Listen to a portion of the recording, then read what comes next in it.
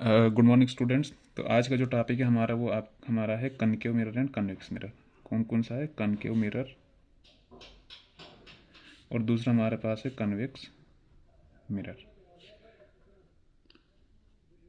सबसे पहले हम समझते हैं कन्वेक्स मिरर क्या होता है, उसके बाद कनकेव मिरर पढ़ते हैं। पहला आता है concave mirror. Concave mirror concave mirror क्या होता है? जिसकी बाहर वाली साइड पे क्या होती है? पॉलिश्ड होती है, और अंदर वाली साइड पे क्या होती है? रिफ्लेक्टिंग सरफेस होती है। कौन सी सरफेस होती है? रिफ्लेक्टिंग सरफेस होती है। ठीक है, तो हम बोल सकते हैं कि कनकेव मिरर ऐसा मिरर होता है जिसकी अंदर वाली साइड रिफ्लेक्टिंग सरफेस होती है और बाहर वाली साइड क्या होती है? पॉलिश सरफेस होती है। अब कनकेव मिरर को हम बोल सकते हैं कन्वर्जिंग मिरर। इसको क्या बोलते हैं? दूसरा नाम इसका क्या है? Converging mirror. कौन सा mirror? Converging mirror. Converging mirror का मतलब होता है जो लाइट रेज को कन्वर्ज करता है। कन्वर्ज का मतलब होता है इकट्ठा करता है। और दूसरा आपका है convex mirror. Convex mirror. Convex mirror का दूसरा नाम है डाइवर्जिंग मिरर। कौन सा है? Diverging mirror.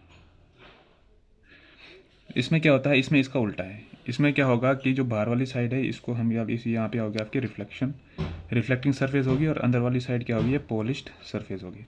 तो हम बोल सकते हैं कन्वेक्स मिरर क्या होता है? जिसके बाहर वाली साइड पे रिफ्लेक्टिंग सरफेस होती है जहाँ से लाइट आपकी रिफ्लेक्ट होती है, और जो दूसरी साइड, इस साइड वाली अंदर वाली साइड, इसको हम बोल सकते हैं पॉलिश सरफेस। तो इसको क्या बोलते हैं? इसको डाइवर्जिंग मिरर बोलते हैं। डाइवर्जिंग का मतलब ये लाइट रेज को दूर दूर तक फैलाता है।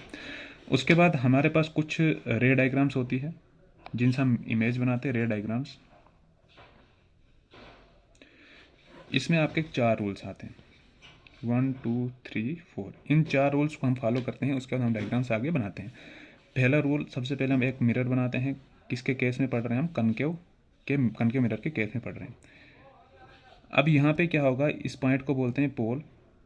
ठीक, ये जो सेंटर में, ये जो बीच में से एक लाइन ड्रा करते हैं, इसको बोलते हैं प्रिंसिपल एक्सिस। इसको क्या बोलते हैं? Principal axis.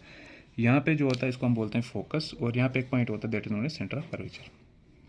पहला रूल क्या बताता है? पहला रूल बताता है प्रिंसिपल एक्सिस के पैरेलल में कोई भी रेज हम कोई भी रेज जब जाती इंसिडेंट करती है, रिफ्लेक्शन के बाद उसको हम फोकस से पास कराएंगे। पहला रूल क्या बताता है? कोई भी रेज प्रिंसिपल एक्सिस के पैरेलल में है, after reflection it passes through the focus. कहाँ से पास होगी? फोकस से होगी। दूसरा रूल क्या बताता है? दूसरा रूल भी पढ़ते हैं। यहाँ पे पोल आ गया, यहाँ पे आपका फोकस आ गया, यहाँ पे आपका सेंटर ऑफ कर्वेचर आ गया।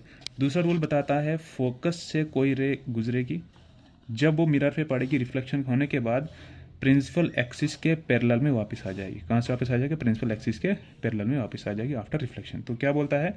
When a ray of light passes through focus after reflection it passes parallel to the principal axis. अब तीसरा रूल क्या बोलता है?